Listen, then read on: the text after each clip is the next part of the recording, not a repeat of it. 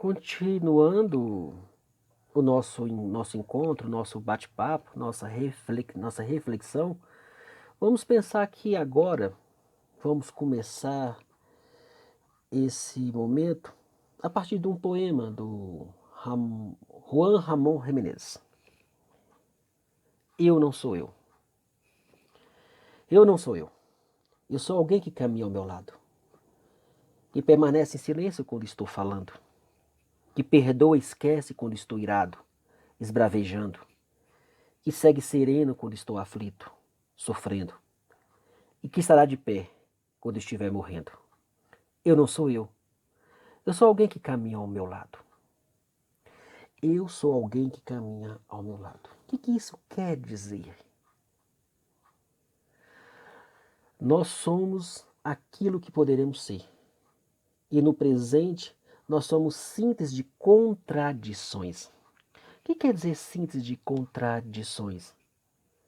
Coragem e medo. Nós somos ser que tem medo. Nós somos ser que tem medo.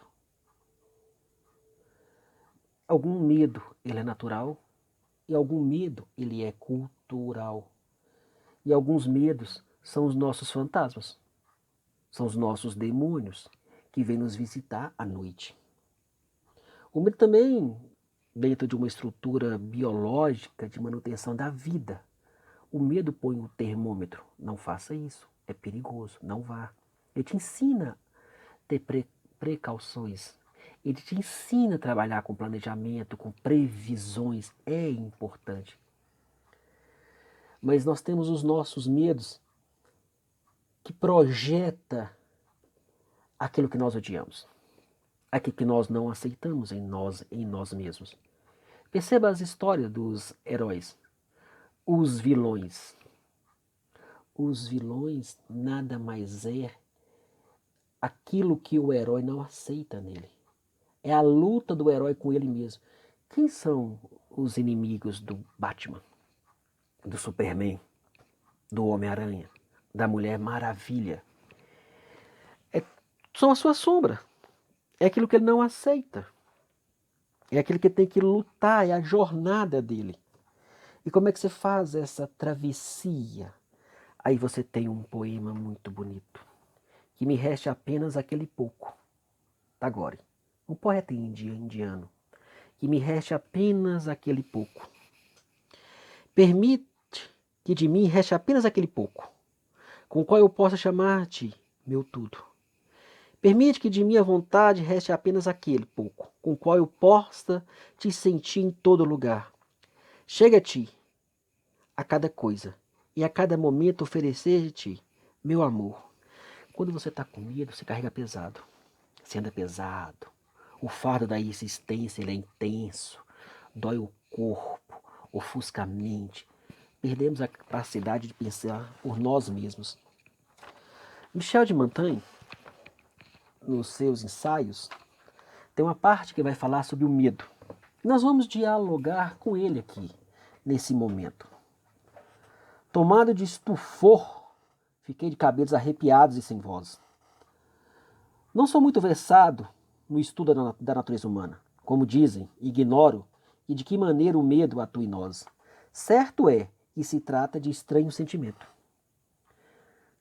Nenhum, afirmam os médicos, nos projeta tão precipitadamente fora do bom senso. Quando você está com medo, o que você perde? Bom senso. Você fica desequilibrado, perde a serenidade. Mas é medo de quê? Qual é o seu maior medo? Alguns têm o maior medo de encontrar a si mesmo, de assumir quem é. Alguns têm o medo da traição, o medo da perda, o medo da pobreza, o medo da escassez. O medo, ele trava o indivíduo. Ele impede o indivíduo de caminhar, de fazer a travessia no deserto, de escalar a própria montanha, de atravessar o pântano. O medo, ele pesa. Agora, como é que eu entendo esse medo? Eu tenho medo de quê? E por que eu tenho esse medo? Continuando, Michel de Montaigne. Em verdade, vi muita gente tornada insensata pelo medo. Mesmo entre os mais assentados, provoca ele terríveis alucinações. Nós temos nossos medos reais, um abismo, por exemplo, um abismo, uma serpente, o fogo. É um medo real, vai colocar a mão, vai queimar, não vou fazer isso. Mas eu tenho aquele medo que eu materializei como os meus fantasmas, como os meus demônios, que emperra a minha caminhada. Que emperra a caminhada, sobretudo, do meu autoconhecimento. De que eu tenho medo? Qual o maior medo do Batman? Qual o maior medo do Homem-Aranha? Qual o maior medo do Superman? E qual é o maior medo seu? O que te perturba à noite?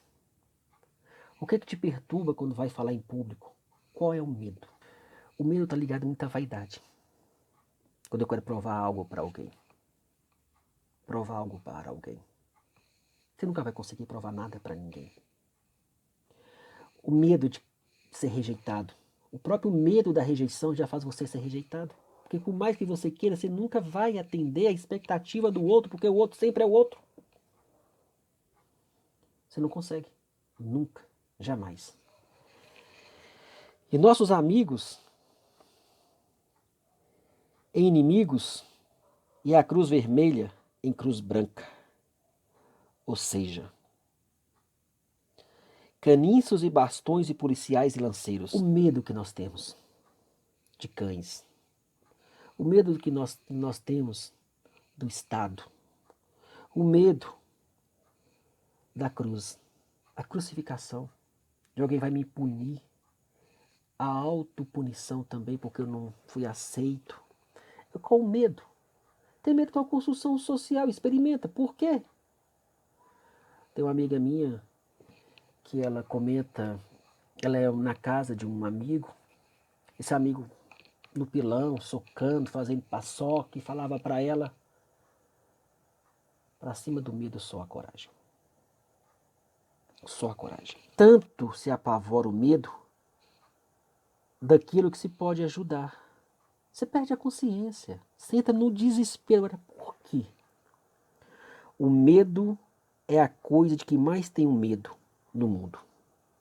Ele ultrapassa pelos incidentes agudos que provoca qualquer espécie de acidente.